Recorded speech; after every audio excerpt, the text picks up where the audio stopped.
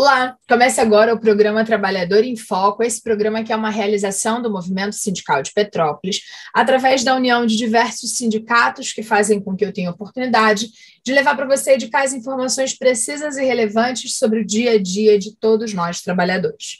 No programa de hoje eu tenho o prazer de voltar a conversar, de dar continuidade com um papo com a Carol Soares, ela que é geógrafa, e a gente vai falar um pouquinho sobre a questão das chuvas de Petrópolis lá de fevereiro e março, e aí você pode pensar assim, nossa, que tema atrasado? Não. A gente vai continuar entendendo por que eventualmente ou periodicamente a gente tem chuvas tão complexas na cidade, e aí a gente sofre um bocado com isso, mas mais do que botar a culpa no clima, ou na vegetação, ou em qualquer coisa do gênero, a gente precisa discutir a ocupação do nosso espaço. Carol, é um imenso prazer conversar com você mais uma vez, seja muito bem-vinda. Olá, bom dia, boa tarde, boa noite. Muito obrigada pelo convite novamente e vamos lá. Então, para quem não assistiu o programa, é importante lembrar que eles estão nas plataformas da TV Petrópolis, da Comunicação Livre e também nas minhas pessoais, Carla Coelho.jornalista, tanto no Facebook quanto no Instagram, e aí dá para assistir esse primeiro bate-papo com a Carol na íntegra. Mas para a gente pincelar rapidinho, quem está assistindo a gente agora, Carol, por que de forma objetiva, toda hora a gente tem essa sensação de que, nossa, chove tanto em Petrópolis, por que tem tanto russo? O que acontece com esse lugar onde você, eu e a maior parte dos nossos telespectadores habitam? Primeiro, localização geográfica, né? Estamos em um país tropical e em uma serra. Então, a formação do relevo, ela altera por estarmos muito alto do nível do mar. As nuvens chegam aqui, principalmente num país tropical, a gente tem muita... O ciclo da água ele funciona de forma bastante acelerada e as nuvens chegam até nós, porque somos o topinho da montanha e a nuvem precisa passar. Então chove Aí bastante aqui. chove bastante porque a nuvem não consegue ir andando para cair a água em outro lugar, ela agarra nas nossas montanhas. E é por isso que eu me lembro que na outra vez você falou isso, e eu agora sempre fico pensando, a gente acha lindo quando tem nuvenzinha e ponta de montanha. Da montanha. É porque vai chover, ou porque não tinha água suficiente nessa nuvem, ela vai ficar ali agarrada por um tempo, não é isso? É isso mesmo, ou ela precipita, que ela chove, ou então, se ela não tiver muito peso, ela vai se dissipando ao longo do dia, e aí a gente tem a presença de russo, da umidade, etc. Maravilha. Entendendo esta coisa toda, aí eu vou dar um passinho atrás. Quando foi que a gente, enquanto sociedade, historicamente, dentro da geografia, começou a entender isso? Ou seja, o nosso clima é assim, as nossas nuvens agarram desse jeito, a nossa cidade chove tanto. A gente, enquanto história petropolitana, a gente sabia disso antes de ocupar? Lá na Sabíamos. época do imperador, já dava para eles entenderem assim: olha, não é muito legal ocupar esse lugar, porque o clima, as nuvens, a vegetação, não sei o quê, não sei o quê. Então, na verdade, a tecnologia hoje ela é um fator determinante para a ocupação das áreas, né? Porque a gente tem inúmeras informações a respeito do local que vamos ocupar. Na época, não se tinha tecnologia, a tecnologia que tem hoje, a tecnologia ela era muito arcaica, né? E o que foi pensado foi o seguinte: vamos ocupar essa cidade, porque essa cidade é cidade de veraneio, lembra? De HGTP? Uhum. E o imperador ele pensava o seguinte: Rio de Janeiro é muito quente, eu não aguento ficar aqui todos os dias, então eu preciso de um lugar que tenha um clima mais ameno. E aí é quando começa a ocupação de Petrópolis, né? Quando o imperador descobre Petrópolis e aí ele vem para cá e aí traz outras pessoas e essas pessoas vão ocupando ao longo do tempo.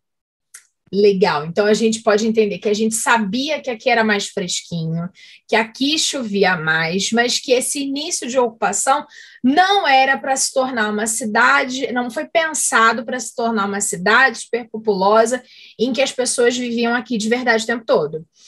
Nesse mesmo pensamento, Carol, a gente pode falar que o início da ocupação do espaço do que é Petrópolis começou por lugares em que, em via de regra, tenderiam menos a cair? Sim, a ocupação começou pelo centro. Então, o centro, ele não cai, ele enche, né? Os morros hoje caem, mas o centro não, o centro enche. E até então, Petrópolis foi planejada para que em todo local que tivesse uma pequena urbanização, uma pequena comunidade, tivesse um rio. Se você observar, a maioria dos bairros, eles são cortados pelo rio, seja pelo Piabanha, pelo Quitandinha, enfim. Justamente por quê? Porque eles tinham a ideia de que eles não precisariam de tanto encanamento para levar a água do rio até alguns locais. Então, era mais fácil trazer a população mais próxima do rio. No geral, as civilizações elas se desenvolvem a partir de um rio, né? Nós somos sociedades hidráulicas, que chamam. E a gente precisa de água para sobreviver. E aí, quanto menos trabalho para pegar a água, é onde eu vou ficar. Onde me der menos trabalho, é onde eu vou ficar. Perfeito. Bartolomeu se estabeleceu ali para poder assistir a aula junto com a gente, para participar do programa.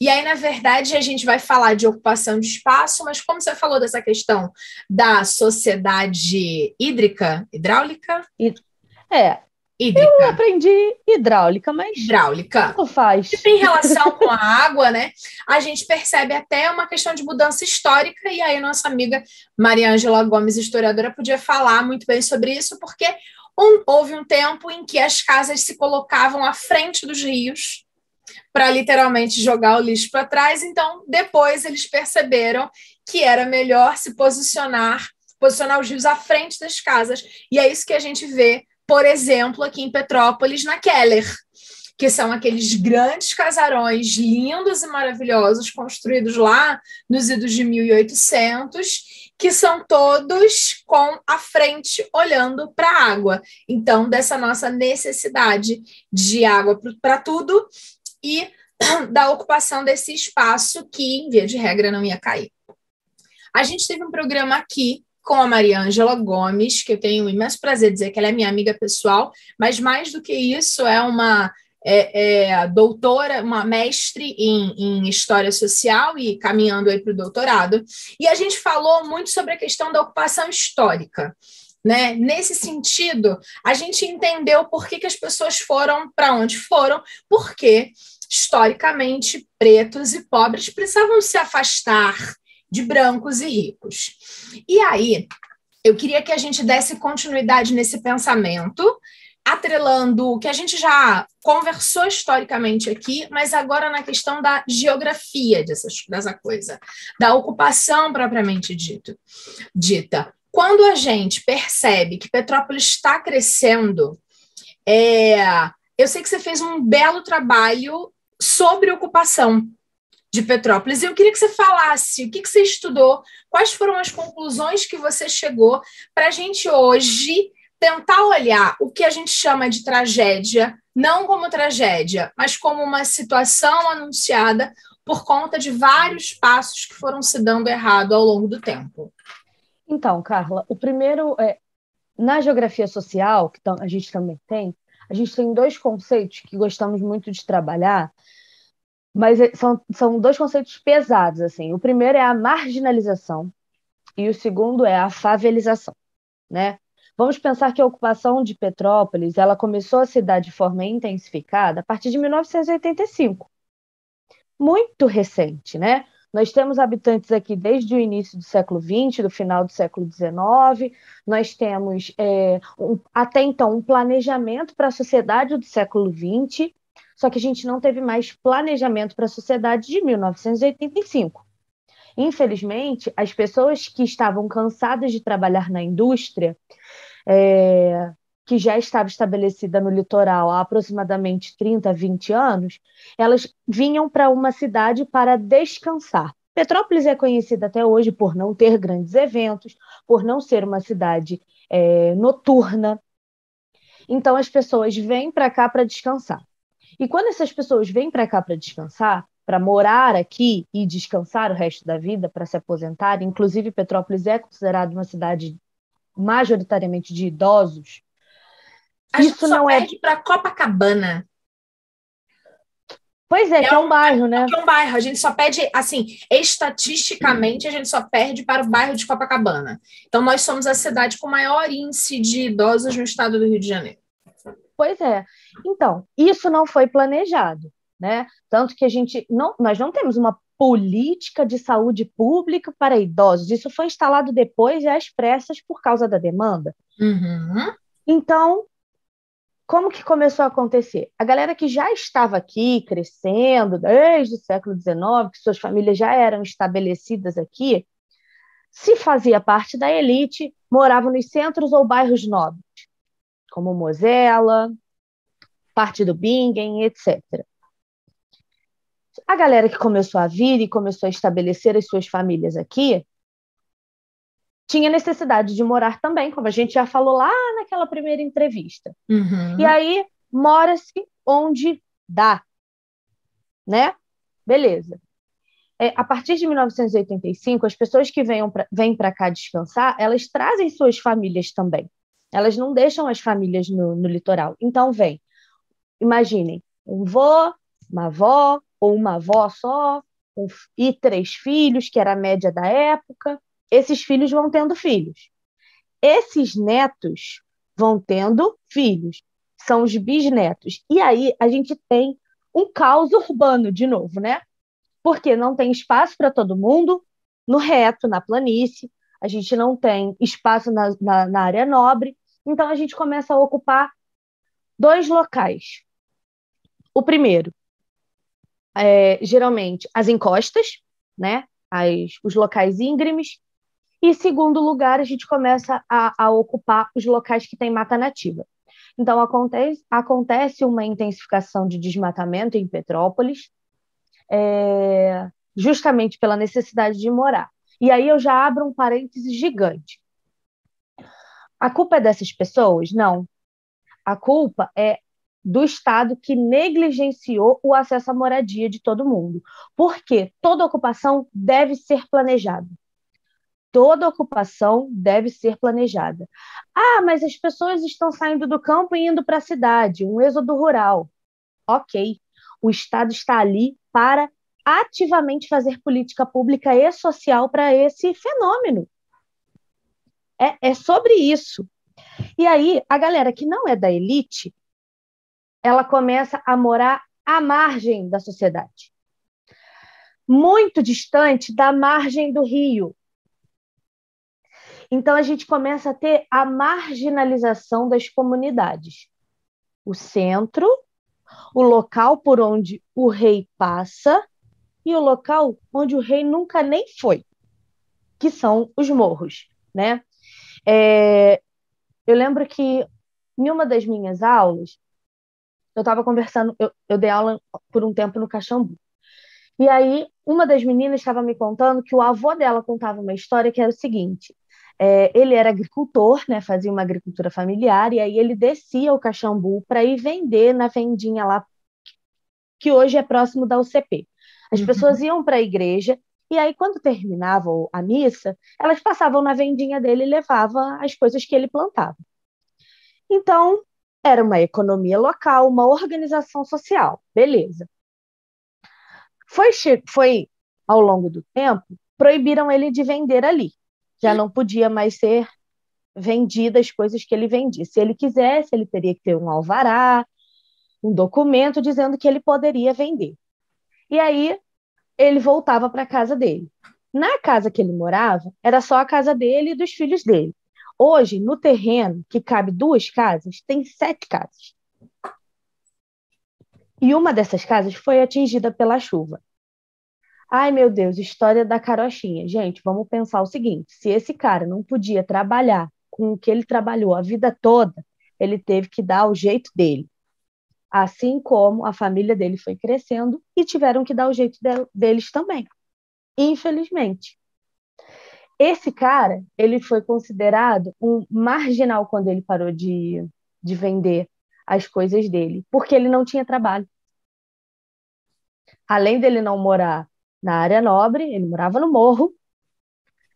E aí, agora ele era um morador de morro, um favelado e desempregado. O que que sobra para esse cara? Ele é um marginal. Ah, mas hoje marginalização está ligada ao crime, está ligada a furtos, a coisas Uhum. negativas, né? Pois é, fomos ensinados que esse conceito geográfico, que é simplesmente não morar à margem, próximo à margem, é distante da margem, está ligado ao negativo. Porque quem não mora no reto mora no morro. Quem mora no morro geralmente é desempregado, geralmente vai ter que ir para a vida do crime, entre aspas, para conseguir desenrolar a sua vida. Perfeito. Então, estamos falando de uma ocupação de espaço que, em via de regra, deveria estar com mata nativa, que deveria ser um pensamento planejado, mas que é ocupado inicialmente de uma forma mais tranquila, mas como não há, mais tranquila entre aspas, né? Assim, No século razoavelmente XX. ordenado lá no início, Uhum. lá nos idos de 1900 e pouco, e aí vem essa questão do crescimento das famílias e da falta de planejamento. Numa das nossas falas, eu me resguardo o direito de não saber tudo, porque eu acho que todos nós devemos partir disso. E eu me lembro que Carla, enquanto indivíduo, sempre pensei assim, gente, sei como é que faz tão puxado. Como é que puxa, puxa, puxa? Será que a pessoa não pensa que vai puxar e vai cair? E tá, não, não é isso, é porque não há outra oportunidade. E numa das nossas entrevistas aqui, você falou muito bem sobre essa questão do tal do puxadinho, porque assim, você tem uma casa e você puxa mais um quarto, porque o seu filho cresceu e ele casou, e aí ele leva a mulher, ele tem mais um filho, ele puxa mais um quarto, e aí você vai puxando, puxando, e quando vê num espaço de ocupação que deveriam ter 2 casas, tem 7 casas, e aí, como não há planejamento, nem recursos e uma política financeira nacional muito complexa, essas casas não têm estrutura para serem 7 casas, nem aqui nem longe. É Uhum. isso. É exatamente isso. E aí, atrela ao fator climático, vira uma tragédia anunciada. Agora, entendemos os motivos, entendemos as questões ambientais. Já podemos dizer que não é apenas uma questão só climática e ambiental. A gente já pode falar de uma questão climática, ambiental, social. E aí essa coisa vai percebendo, a gente vai entendendo essa realidade de Petrópolis de outra forma. Agora, uma coisa que eu Isso. sempre falo, o que fazer? Porque não dá apenas para discutir o que foi ou os motivos pelos quais as coisas são como são. É preciso parar, estudar e tentar pensar no que resolver. E eu estou falando isso porque essa semana eu estive num cliente para poder resolver umas coisas, e uma pessoa falou assim: olha, eles já estão plantando árvores na 24 de maio, não sei o que, não sei o que, não sei o que, não sei o que. Daqui a pouco vai estar tudo bem. Aí eu pensei, daqui a pouco vai estar tudo bem. Aí pensei assim, eu Bem vou para quem? conversar. Eu falei, vou conversar com a Carol. Será que plantar as árvores e tal, daqui a pouco vai estar tudo bem? Ou só plantando as árvores? Ou o que é necessário fazer para que a gente não vivencie? E aí, se a gente for olhar a questão de tempo, né? Cada vez com mais velocidade, tragédias como as que a gente viveu agora esse ano, em fevereiro e março. Bom, existem, acho que para tudo na vida, existem planos de longo e curto prazo, né? E a mesma coisa acontece para o planejamento urbano e para o impedimento dessas tragédias. Existem soluções de curto prazo e existem soluções de longo prazo. Na 24 de maio, eles não estão plantando árvores, eles estão fazendo contenção da rocha, porque tinha uma rocha lá querendo não, né? Ela estava com risco de cair também, mais uma, né? Uhum. Então, o que que os órgãos estão fazendo, né? A Defesa Civil, juntamente do IBAMA, eles estão fazendo uma contenção, que é enfiando o vergalhão até a rocha matriz e concretando esse vergalhão. ao redor de toda a rocha, impedindo com que a rocha deslize. Depois disso, eles vão jogar uma malha de vergalhão também. Eu não sei o nome do vergalhão, só conheço como vergalhão. Uma malha de vergalhão trançado e concretar em cima dessa rocha. Então, essa rocha vai ficar ali presa, ela não vai deslizar. As outras que também possivelmente possam deslizar, eles também vão fazer isso.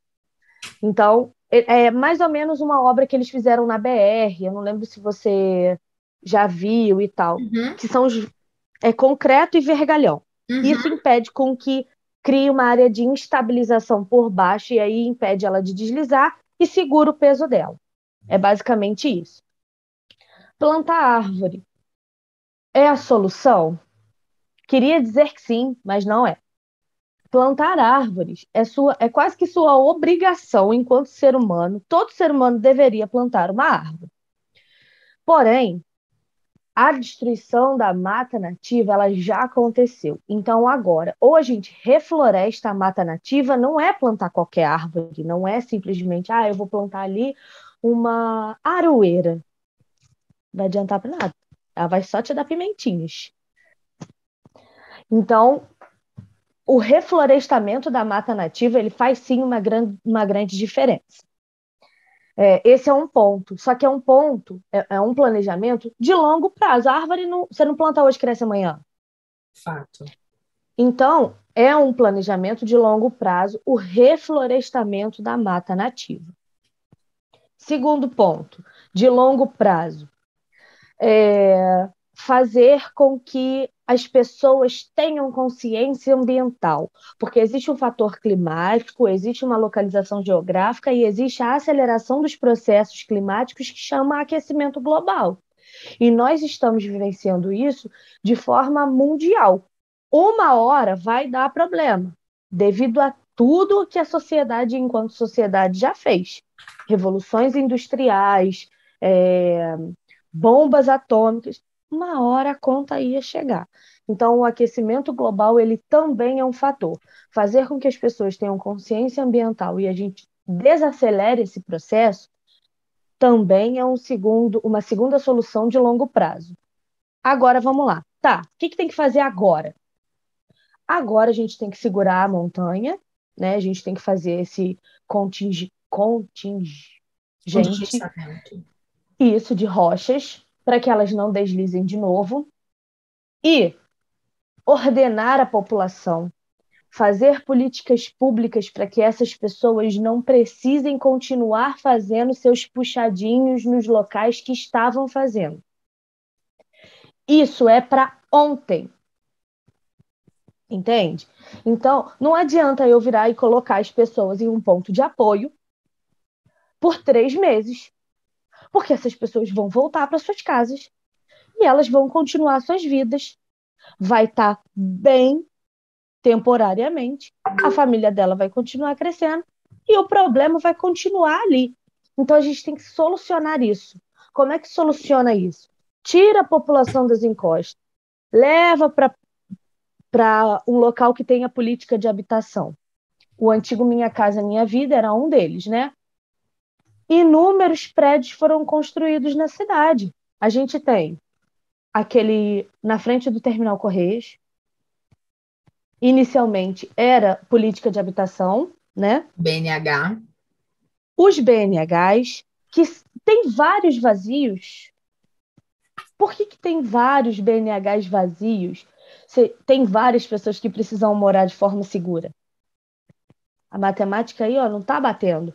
Outra coisa, foi feito aqueles prédios na frente da Montreal, lá em Correios também, Canavial, também em Correios, no Castelo São Manuel. Para onde que foi parar as pessoas que poderiam ser beneficiadas? Eu estou indignada, não consigo formular a frase. Calma aí. Calma aí, porque assim, por que a gente tem casa vazia em lugar seguro e gente morando em lugar inseguro? É porque não há política de habitação adequada. Para pobre. Para pobre. Isso tem que deixar claro, para pobre. Por quê? quando eu faço um prédio para habitar, para assentar as famílias que estão em situação de vulnerabilidade, eu vou vender para essa família R$ 300.000? Não cabe no bolso. Como é que paga? Não paga. Sendo que tem que dar uma entrada, mas a família acabou de perdeu tudo. Ela vai vender o rim para pagar? Então não dá. Assim, eu fico indignada com essas coisas, Carla, porque assim, não tem política pública para pobre agora, sabe? As pessoas não pensam nas pessoas que estão em situação de vulnerabilidade. Eu trabalho próximo do CRAS, no Alto da Serra, e eu vejo, tipo, pessoas descendo com suas cestas básicas, voltando para as casas, em área de risco ainda. Foi resolvido. E Não. aí, por isso que aquela hora eu te falei, bem, daqui a pouco tá tudo bem. Bem para quem? Bem até a gente chegar em fevereiro de novo, que é climaticamente o período que mais chove, e acontecer de novo. Então, o que a gente precisa é de política social de habitação por parte do Estado. Para isso, a gente precisa que a gente tenha um governo municipal, estadual e federal alinhado, pensando em trabalhadores e pobres. É isso. E pretos. E pretos. Exatamente. E outra coisa, a gente também precisa de representatividade. Porque hoje a nossa Câmara, poucos ou nenhum, falam sobre as questões de habitação. Ah, vamos fiscalizar, vamos fiscalizar, vamos fiscalizar. Peraí, cadê o legislativo da nossa Câmara? Não está funcionando. Porque cadê a criação de leis?